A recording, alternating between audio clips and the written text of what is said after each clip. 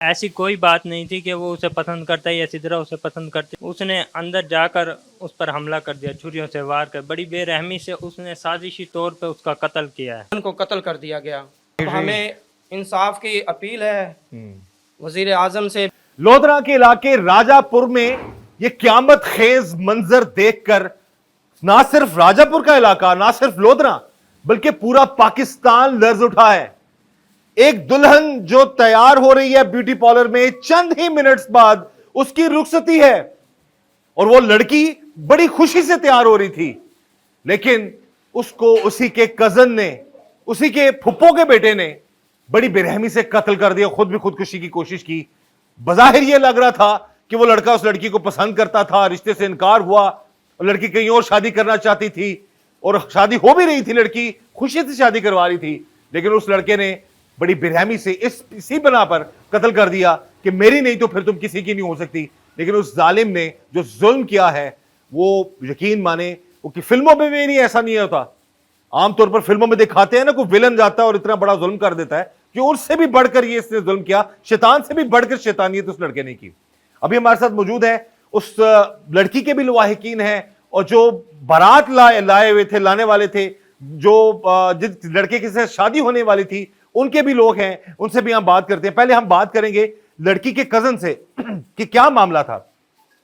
भाई, सारी शादी की तैयारी मुकम्मल थी, बारात आने वाली थी, अचानक से ये क्या हो गया कि एकदम से वो लड़का उठता है, वो आपका भी रिश्तेदार है, लड़की का भी रिश्तेदार है, और इतना बड़ा कदम उठा देता है।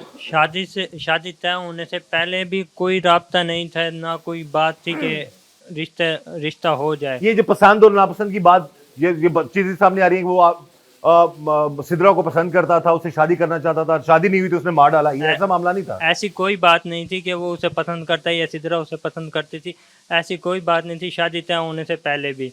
और शादी जब तय होगी उसके बाद भी सारी रस्मात रिवाज के मुताबिक होती रही। उनके दरमियान भी उससे कोई ताल्लुक नहीं था, ना उसका ना इसका कोई ताल्लुक था।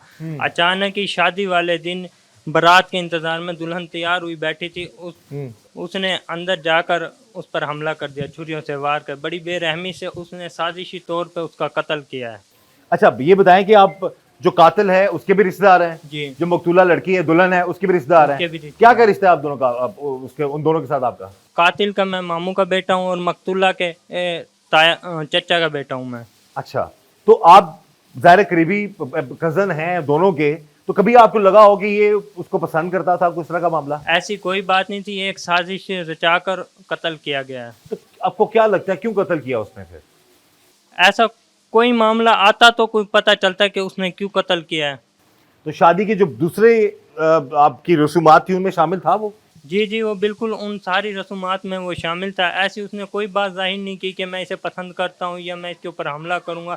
सब ऐसे ही समझते रहे जैसे घर का एक अफराद फिर रहा है। तो ये जब वो उस वक्त ब्यूटी पार्लर जाता है, या घर से क्या बता के जा रहा है?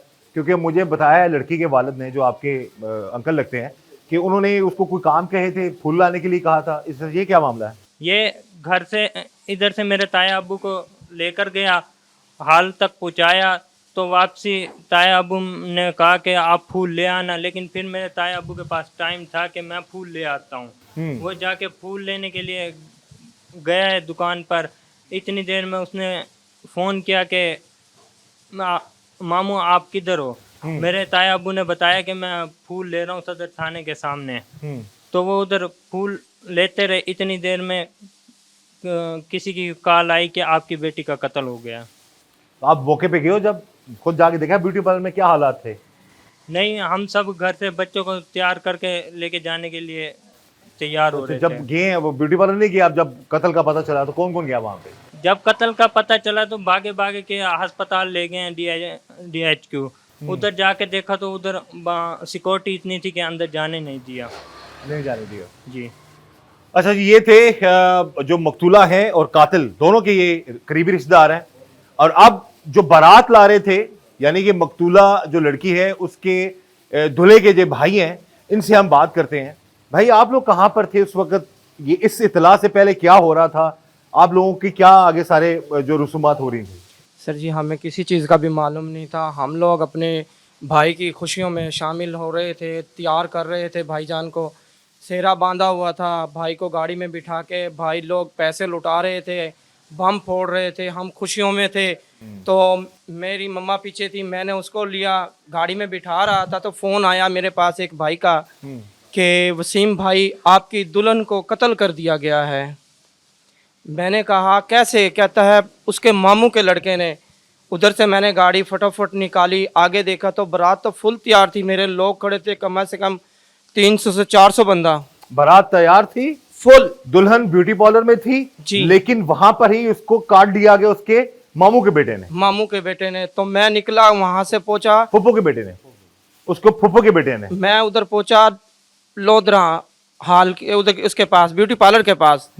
तो पुलिस का इतनी ज़्यादा थी, सिक्योरिटी ज़्यादा थी कि मैंने कहा यार मुझे जाने दो, तो उन्होंने नहीं जाने दिया मुझे। कहते हैं दूल्हे वाले आप चले जाएं साइड पे। अच्छा। उन्हें पूछा उन्होंने मुझसे आप कौन हो? मैंने कहा मैं दूल्हे वाला हूँ। कहता है आप साइड पे हो जाएं। तो उन्होंने हमें अंदर जाने नहीं दिया। तो मेरे साथ वालदा भी थी और रिश्तेदार भी थे, बीच में गाड़ी में बैठे थे। हम जाने सोच रहे थे कि भाई देखें जाके क्या मामलात है, तो हमें आगे जाने नहीं दिया। तो वैसे आपको, क्योंकि आप भी रिश्तेदार हैं, कोई अब क्या आपको क्या लगता है कि इस हद तक क्यों चला गया, वो इतने बड़ा जुल्म क्यों कर दिया उसने? सर जी तकरीबन मंगल वाली रात को हम लोग आए यहाँ पे मेहंदी करने के लिए, तो वो यहीं पे था। हमें क्या पता कि वो इनके भांजे हैं और इनके साथ इतनी जुल्म करेंगे वो लोग। वो खुशी खुशी हमारे साथ खेल रहा था। इधर हमने आतिशबाजी की और कुछ लोग थे हमारे दोस्त थे, डांस वगैरह किया उन्होंने, हमने सब ने, तो खेल मजाक करते रहे। हमने रस्म किया अंदर जाकर।